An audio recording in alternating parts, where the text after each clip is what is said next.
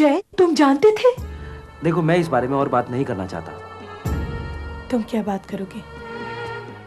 तुम्हारे पास तो कहने के लिए कुछ बचा भी नहीं है। देखो मानसी, मैं सिर्फ इतना कहना चाहता हूँ कि अग्नि के साथ फेरे लेकर हम जिस रिश्ते में बंधे हैं, हमें उस रिश्ते को निभाना चाहिए। रिश्ता? ये रिश्ता नहीं है जय, ये समझौता है। समझौता ही सही मानसी, लेकिन बड़े बुजुर्गों के आशीर्वाद से हम इस रिश्ते में बंधे हैं। अब उनकी इंसल्ट तो नहीं करनी चाहिए ना। रिश्ते का इंसल्ट तो तुम रिश्ता शुरू होने से पहले ही कर चुके हो जय। जिस दिन तुमने मुझे अपनी हवस में। बस मानसी, बस, मैं और नहीं सुन सकता। तुमसे सुना नहीं जाता तो सोचो जय, मैंने कैसे सहा है। मानसी, मैं तुम्हारा गुनहगार हूं, मुझे जो सजा देनी है दे दो। ठीक है, अपनी सजा का इंतजार करना।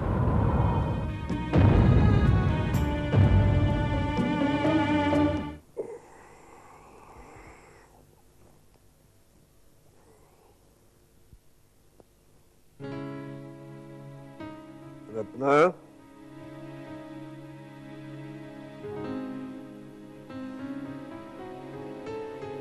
रत्ना,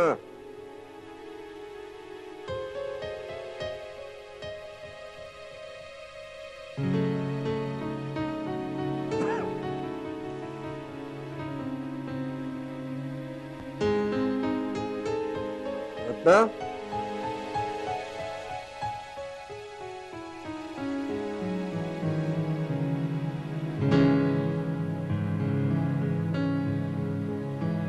रत्ना,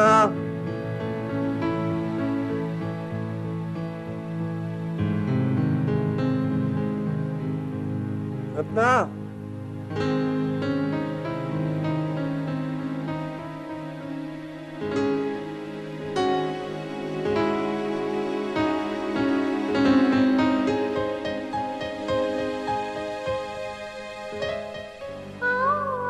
रत्ना, इतनी रात गए यहाँ क्या कर रही हो? यूं ही नींद नहीं आ रही थी। तो मुझे जगा दिया होता। आप भी तो बड़ी मुश्किल से सोए। सोया कहाँ था, यूं ही लेटा था, मानसी के बारे में सोच रहा था। इसीलिए तो मैं यहाँ आके बैठ गई। भगवान के हाथों सौंप दिया है उसे। अब सब भगवान के हाथों सौंप दिया है तो चिंता क्यों करती हो? जब उस पर भरोसा किया है तो पूरी तरह भरोसा करो। अपनी बेटी की सारी चिंता उस पर छोड़ दो। अब उसकी जिम्मेदारी है, वो सब ठीक कर देगा। चलकर सो जाओ, सुबह मानसी को फोन कर देना, ठीक है?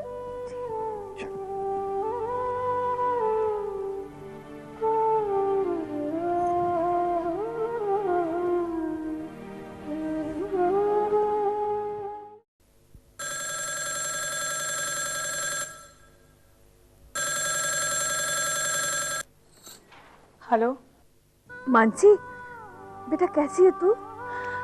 मैं ठीक हूँ। क्यों, क्या बात है? तुम्हारी आवाज ऐसे क्यों लग रही है? नहीं, कुछ नहीं। माँ, पापा को फोन दो। अच्छा, मानसी आपसे बात करना चाहती है।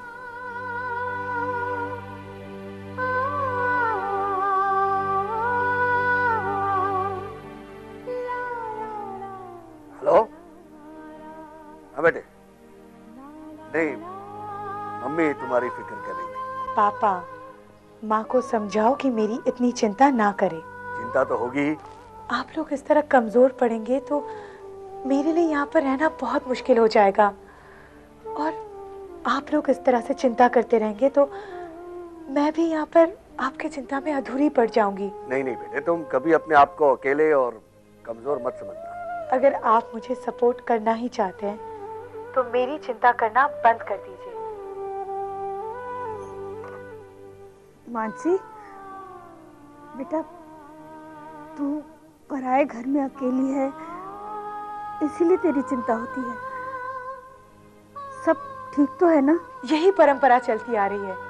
माँ बाप अपनी बेटी को पराया घर में भेजकर रोते रहते हैं। अब बंद कीजिए इस परंपरा को माँ, प्लीज। बेटियों में इतनी शक्ति होती है कि वो कहीं भी जाकर अपनी जंग खुद लड़ सकती है। लेकिन बेटा वो, आप लोग आजकल के माँ बाप हो, आपको अपनी बेटी की ताकत पर इतना विश्वास तो होना चाहिए, और नाज भी।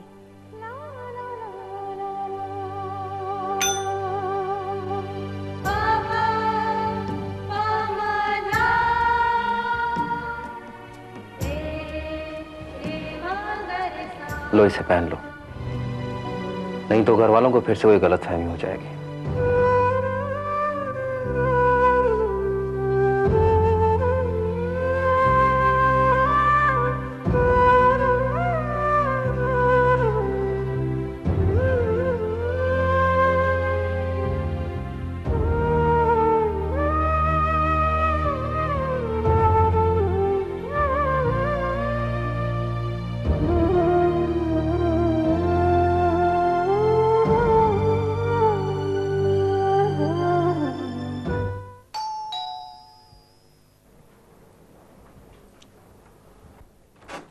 मेरे राजा की आई है बारात मेरे आंगन में, मेरे राजा। बस काहे नहीं दुल्हन, शादी हो गई, हमें तो कुछ मिला ही नहीं।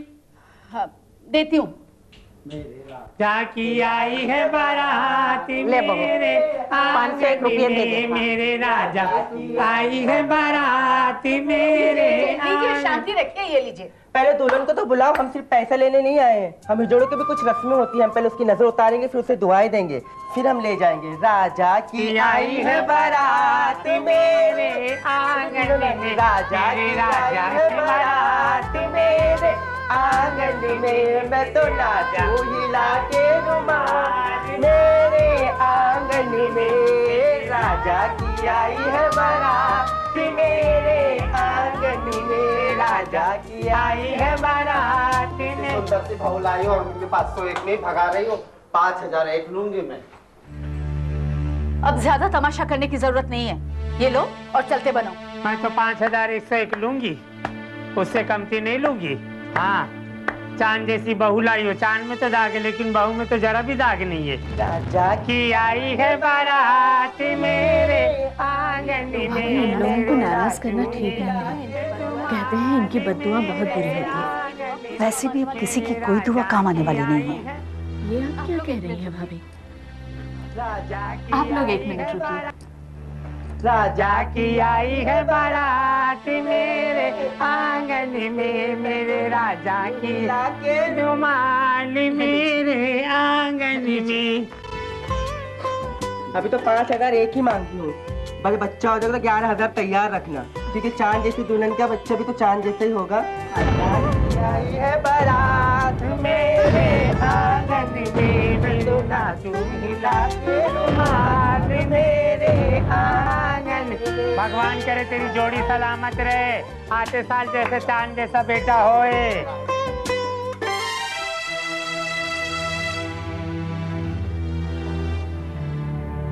उस लड़की पे इतने पैसे लुटाने की क्या जरूरत थी? भाभी, वो इस घर की लक्ष्मी है। लक्ष्मी? और वो जिसने आने से पहले ही हमारे परिवार पर छींटे उड़ाए, हमारी बदनामी करके हमारे घर में आई। जब मैं उन्हें पैसे दे रही थी तो आपको और पैसे लाने की क्या जरूरत थी? मैं आपकी तौहीन नहीं करना चाहती हूँ भाभी, लेकिन इतने दिनों बाद हमारे घर में खुशियाँ आई हैं। कौन सी खुशी? किसे हुई है खुशी? मुझे तो खुशी नहीं हुई है। हाँ, खुश तो वो हुई है जो इस घर में आई है। ऐसा क्या किया है उसने? क्या किया है? आप भी उसकी तरफदारी कर रही हो? हाँ, आखिर आपको हमसे क्यों लगाव होने लगा? भाभी, वो अब जय की पत्नी है, उसकी जय के साथ शादी हो चुकी है। शादी? आप क्या जाने शादी क्या होती है?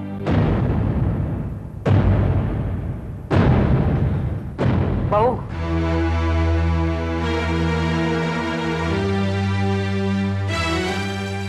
अब बहुत हो गया। मैं मानती हूँ कि तुम्हारे दिल को ठेस पहुंची है, लेकिन तुम इसे क्यों सुना रही हो? तुम्हारे हर अच्छे बुरे दिनों में वही तुम्हारे पास बैठी है, उसी ने तुम्हारे बच्चों को पाल पोस कर बड़ा किया है और अभी तक घर को संभाल रही है और तुम इसे सुना रही हो। मुझसे गलती हो गई माँ जी, मेरा कहने का मतलब ऐसा नहीं था।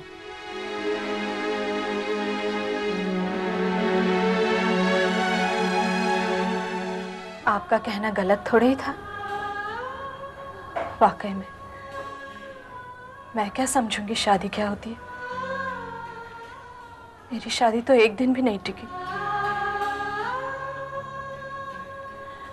मगर मैं इतना जानती हूँ, जो अपने घर में आई है वो इस घर की लक्ष्मी है।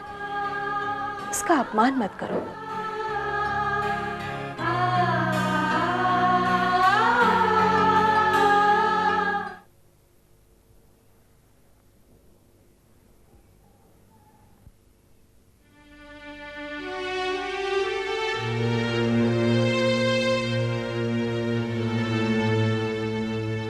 क्या हुआ? कुछ नहीं। चेहरे पर परेशानी, किसके बारे में सोच रही हो? बस ऐसे ही मानसी के बारे में सोच रही थी। अब उदासी क्यों? अब तो उसकी शादी भी हो गई। हाँ, शादी तो हो ही गई है, पर पता नहीं किस हाल में होगी मेरी बहन। अच्छी होगी। पता नहीं वो अपने आप को कैसे एडजस्ट करेगी उस घर में। पता है, मानसी को जरा से भी तकलीफ होती थी ना, पूरे घर को सर पे उठा लेती थी। उसे वहां कोई तकलीफ नहीं होगी। मैं जाकर मिलाया करूंगा।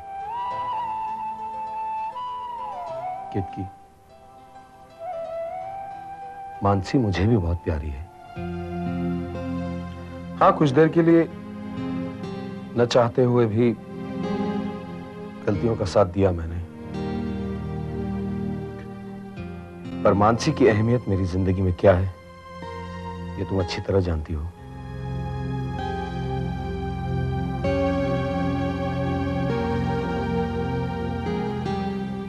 तुमसे एक रिक्वेस्ट है, मेरी सारी गलतियों को भूलकर कम से कम आने वाले बच्चे के लिए खुश रहो।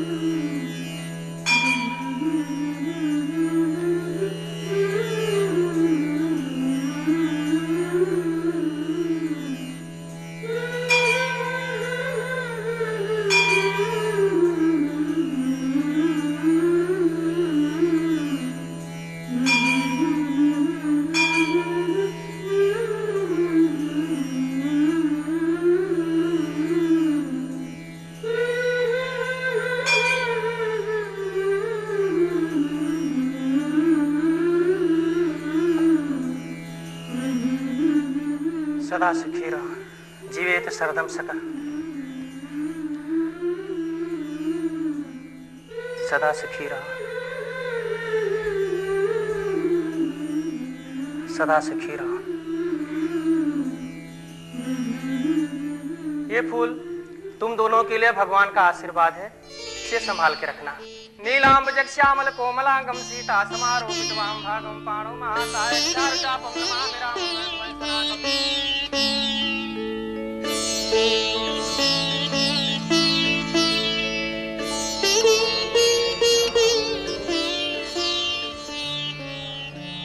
मानसी, अपनी शादी की सालगिरह पर हम दोनों हर साल इस मंदिर में आते हैं।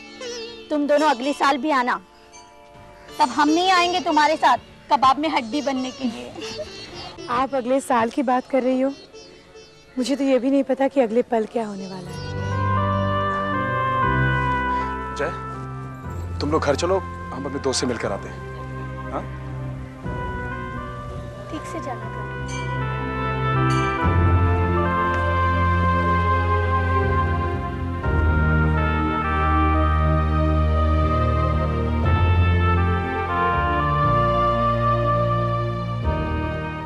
मानसी रुको ना, हमें साथ ही जाना है। तो क्या मांगा भगवान से?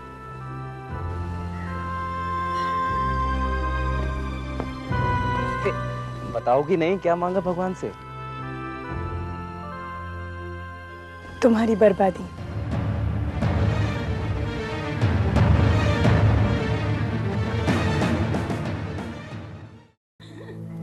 बहन जी एक बात बताइए, बहू तो आपकी बहुत खूबसूरत है, सारी बातें भी ठीक है, पहले इसी के साथ तो सगाई टूटी थी ना?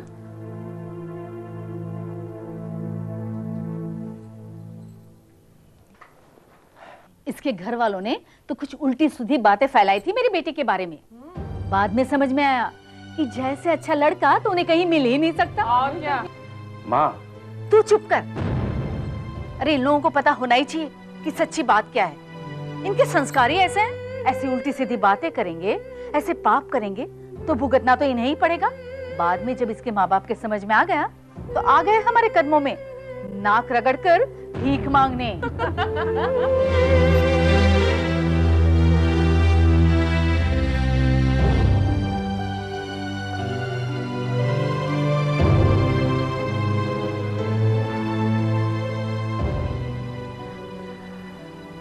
Mansi please leave me alone.